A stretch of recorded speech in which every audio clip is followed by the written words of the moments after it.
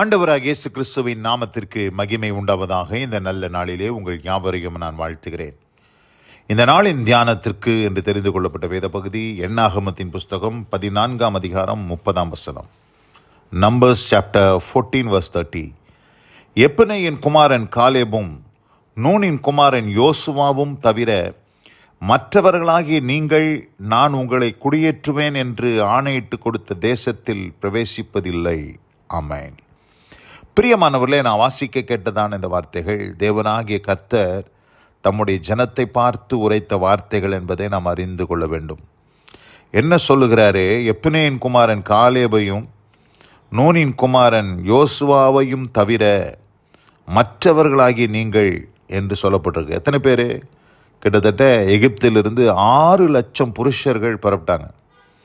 அந்த 6 லட்சம் புருஷர்களில் அங்கே கானானுக்குள்ளே பிரவேசித்தது யார் அப்படின்னு பார்த்தா அந்த 6 லட்சத்தில் 2 பேர் தான் பிரவேசித்தாங்க. மற்றவங்கெல்லாம் வழியில் பிறந்த பிள்ளைகள், வழியில் 20 வயசுக்கு உட்பட்டவர்கள் கானானுக்குள்ளே பிரவேசித்தாங்க. ஆனால் அந்த 6 லட்சம் புருஷர்கள், பெறப்பட்ட 6 லட்சம் புருஷர்கள் 2 பேர் தான். யார்?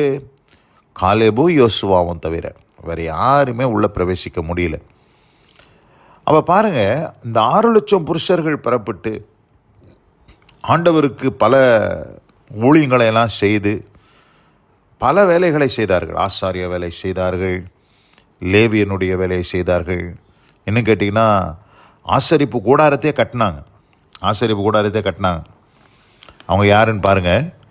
யாத்திராமத்தின் புஸ்தகம் 31ஆம் அதிகாரம் 2ஆம் வசனத்திலிருந்து நான் வாசிக்கிறேன்.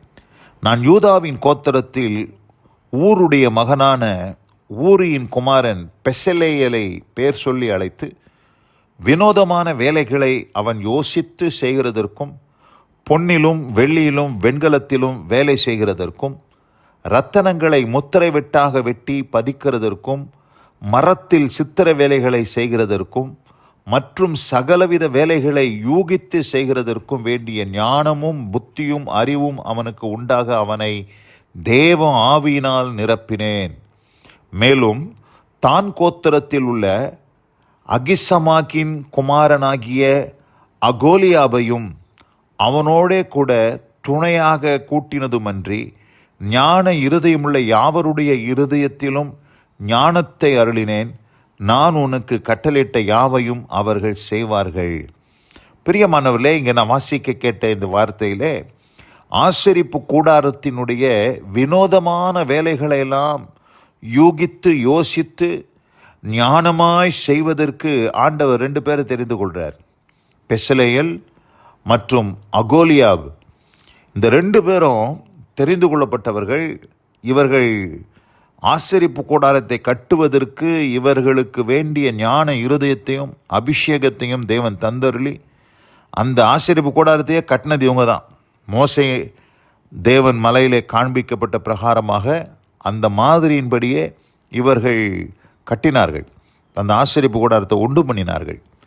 ஆனால் என்ன ஒரு பேத்தட்டிக் கண்டிஷன் என்று நான் பார்க்கும்போது, என்னதான் ஆசரிப்பு கூடாரத்தின் வேலையை செய்தாலும், ஊழியம் செஞ்சாலும், ஆசரிப்பு கூடாரத்தில் பலிகளை செலுத்தினாலும், நிறைய பேர் பலி செலுத்தினாங்க, தூபம் காட்டினாங்க. ஆனால் அவங்களாம் யாருமே எங்கே போகலை?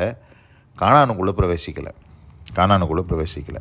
இதுதான் ரொம்ப ஒரு கஷ்டமான ஒரு காரியம். இந்த காரியங்கள்லாம் எதற்காக எழுதப்பட்டு இருக்கிறது? ஏன் ஆண்டவர் இவைகளெல்லாம் எழுதி வச்சிருக்கிறாரு என்று நான் பார்க்கும்போது 1 கொரிந்தியர் 10ஆம் அதிகாரம் 11ஆம் வசனத்தை நான் வாசிக்கிறேன்.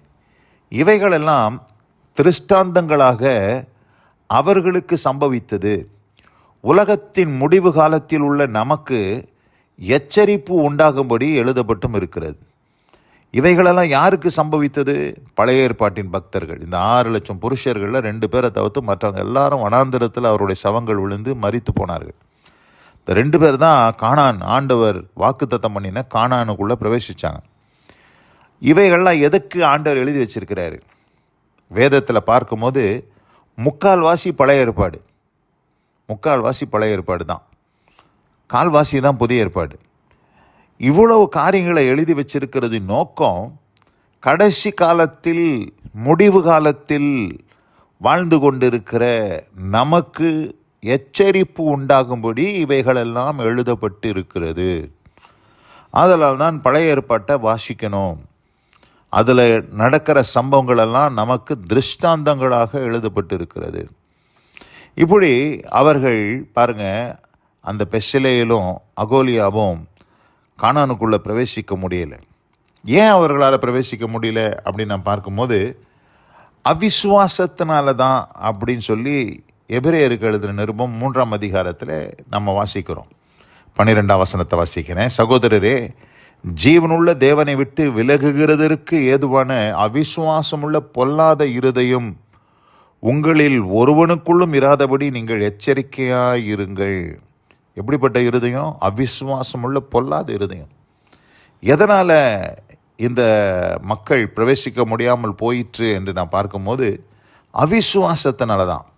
எபிரேயர் 3:19 வாசிக்கிறேன். ஆதலால் அவிசுவாசத்தினாலே அவர்கள் அதில் பிரவேசிக்க கூடாமற் போனார்கள் என்று பார்க்கிறோம். ஆதலால் பிரியமானவர்களே, இந்த அருமையான இந்த நல்ல நாளில் இந்த வசனத்தை கேட்டுக்கொண்டிருக்கிற அன்பான சகோதரி சகோதரியே, இன்றைக்கு நமக்குள்ள விசுவாசமும் பரிசுத்தமும் நமக்கு உண்டாய் இருக்க வேண்டும். இன்றைக்கி நிறைய பேர் பல வேலைகளை செய்கிறாங்க. எப்படி இந்த பெசலேயிலும் அகோலியாவும் தேவனுடைய ஆசரிப்பு கூடாரத்தில் பல வேலைகளை செய்து அந்த ஆசரிப்பு கூடாரத்தையே அவர்கள் தான் கட்டினாங்க. ஆனால் அவங்களால கானானுக்குள்ளே பிரவேசிக்க முடியாமல் போயிட்டு.